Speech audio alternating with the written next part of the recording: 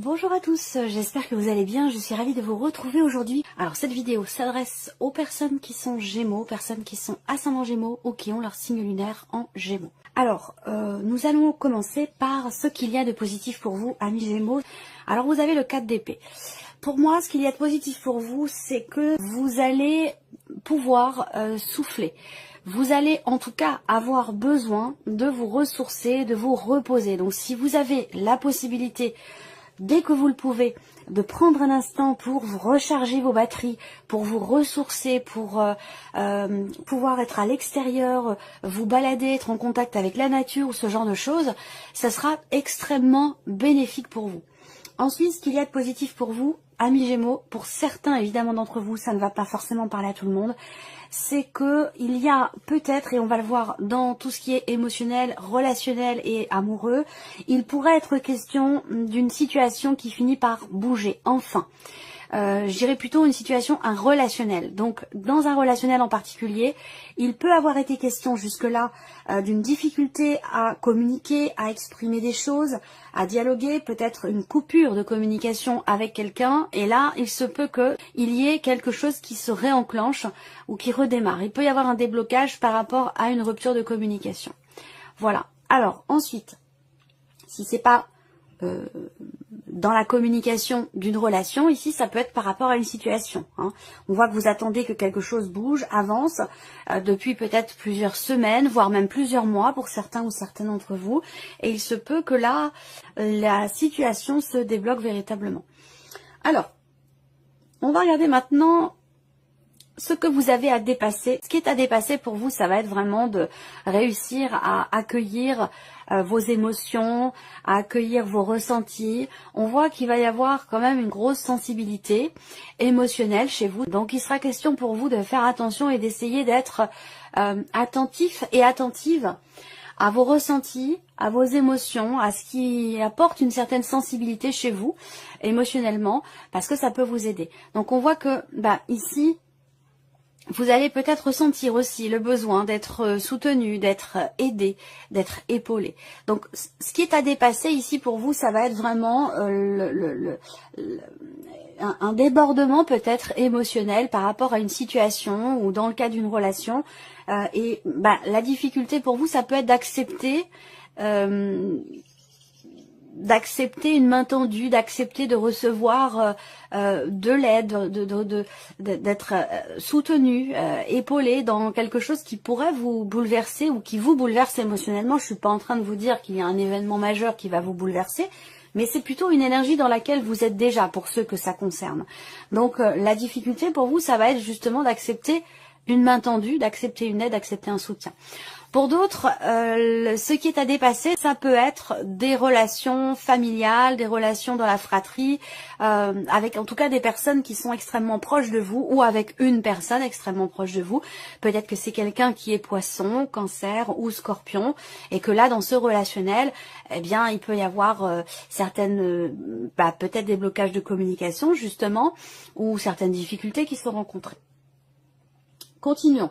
Qu'est-ce qui va vous aider? Qu'est-ce qui va vous porter? Donc là, il y a vraiment un challenge. Il y a un défi, un challenge par rapport au fait d'accepter une main tendue, d'accepter de l'aide, parce que ce qui va vous porter avec le 3 de denier, c'est l'idée de travailler à quelque chose, de faire un effort avec l'aide d'un entourage, l'aide d'une personne. C'est vraiment ici, ce qui vous porte, c'est la notion de partage, de mutualité dans un effort qui est fourni, dans une réflexion, dans un travail qui est entrepris ou pour pouvoir créer ou mettre en place quelque chose, que ce soit dans une relation ou par rapport à un projet que vous avez peut-être. Donc là, le défi, c'est d'accepter la main tendue, c'est d'accepter l'aide, le soutien, d'accepter l'ouverture, accepter de vous ouvrir parce que là, on a peut-être quelque chose qui est fermé pour vous au niveau relationnel, au niveau de la communication et vous avez grandement besoin ici de vous ouvrir à l'extérieur, aux autres et d'accepter d'interagir avec d'autres personnes pour pouvoir évoluer ou faire évoluer une situation ou peut-être un projet. Voilà.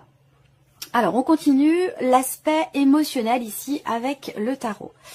La justice, le cavalier de denier et le 5 de denier. Alors on voit que là émotionnellement vous avancez tout doucement, tranquillement mais sûrement. même si le cavalier de denier, effectivement, on a une notion de mouvement qui est relativement lent, par rapport à ce que vous ressentez ou dans l'idée de pouvoir trouver ou retrouver un équilibre émotionnel, parce que visiblement vous avez peut-être certaines peurs, certaines appréhensions, il y a peut-être quelque chose qui vous manque ou quelqu'un qui vous manque. En tout cas, on a cette énergie de manque ici, à vous de voir comment elle se situe, à quoi ça fait référence pour vous, mais on voit que vous êtes touché émotionnellement par ce quelque chose qui vous manque et que vous avancez tout doucement pour pouvoir trouver un juste milieu, trouver un équilibre émotionnel. Là, il y a ici aussi l'idée qu'émotionnellement, vous êtes peut-être touché, sans pour autant que ce soit négatif, attention, hein, mais il y a ici une notion peut-être juridique, hein. On peut parler d'une procédure, d'un procès, d'un divorce, quelque chose en lien avec la justice qui vous touche particulièrement et dont il va être question visiblement. Et il peut y avoir des appréhensions justement à ce que les choses n'aillent pas suffisamment vite, peut-être à votre goût. Donc il peut y avoir quand même pas mal effectivement d'appréhension, mais il semblerait que les choses avancent quand même.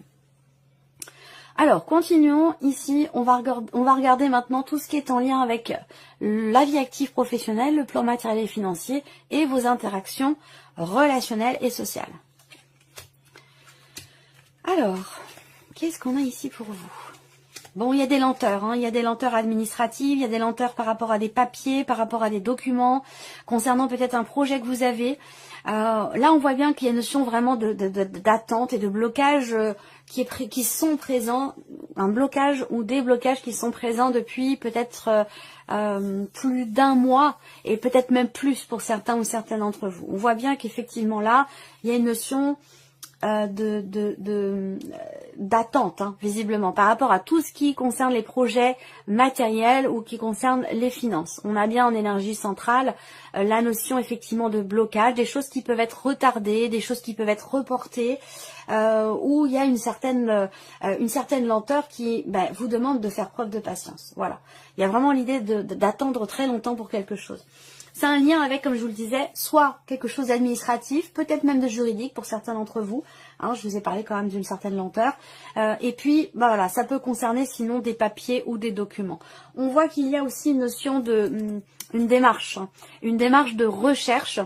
Alors, soit vous cherchez à consolider quelque chose, vos finances, ou consolider un projet. On voit que les choses, quand même, prennent beaucoup de temps et il peut être question aussi de blocage qui vous demande peut-être de reporter aussi certaines de vos démarches. Voilà, ça peut prendre quand même du temps. Ensuite, pour la partie professionnelle ou vos activités, votre quotidien, j'ai souvent des commentaires sous les vidéos de personnes qui sont à la retraite et qui me disent que on ne parle pas d'elles et que elles ne se sentent pas concernées. J'aborde quand même très souvent dans mes vidéos les personnes qui, c'est pour ça que j'apporte la nuance dans cette partie-là, vie active et ou professionnelle, parce que certaines personnes n'ont plus de vie professionnelle, mais ont toujours une vie active. Vous faites quelque chose de vos journées. Donc c'est cette partie-là qui vous correspond. C'est ces énergies-là. Donc vous prenez ce qui résonne en vous et vous laissez le reste de côté. Vie active et professionnelle, ici, on a quand même quelque chose d'équilibré, dans laquelle vous êtes raccord avec vous-même, avec vos intentions, avec vos engagements, ce que vous voulez mettre en place, ce que vous voulez concrétiser. On a quand même ici une bonne, une bonne connexion entre vous et vous. Vous voyez, il y a quelque chose qui est aligné. Après, vous allez pouvoir aussi peut-être au travers d'un contrat ou d'un engagement, quel qu'il soit, que ce soit vis-à-vis de vous-même ou un contrat à proprement parler, qui va permettre de stabiliser une situation. Pour d'autres, on va parler ici toujours d'un engagement, parce qu'on a quand même évidemment cette carte de l'anneau qui est présente, hein. Donc il s'agit de s'engager à quelque chose, s'engager vis-à-vis de quelqu'un, ou peut-être simplement signer des papiers, signer un contrat. Pour certains ou certaines d'entre vous, ça se situe d'ailleurs dans la sphère familiale. Donc on va parler peut-être d'une entreprise familiale, d'une notion d'indépendance, avec ici des associations entre personnes peut-être d'une même famille. Voilà. Ensuite, vie active et professionnelle, il y a un début de quelque chose, il y a une naissance de quelque chose au travers d'un contrat, d'un engagement.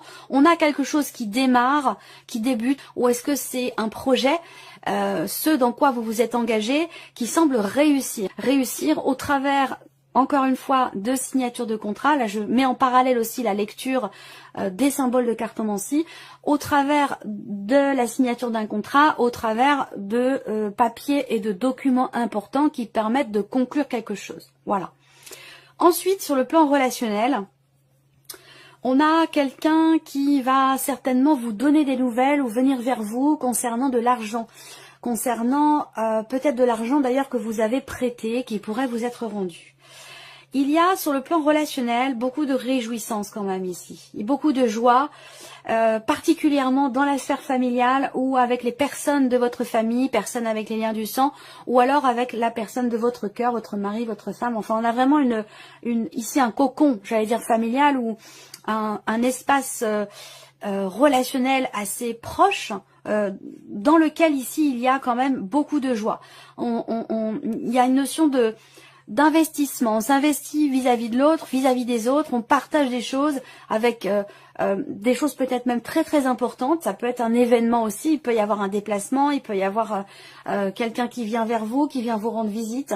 Peut-être que vous allez vous déplacer vous pour aller voir vos parents, s'il y a une distance entre vous, hein. Voilà, en tout cas on parle d'échange, de partage, d'investissement vis-à-vis de l'autre, dans les relations. Et beaucoup de joie et de bien-être. Donc sur le plan relationnel, il y a quand même quelque chose de beau. Ensuite, on va terminer ici avec la vie sentimentale pour vous les Gémeaux. Donc pour moi, effectivement, là, j'ai une corrélation entre ce qui se passe là, tout ce que je viens de vous présenter là. Il y a un petit condensé qui est ici pour certains d'entre vous.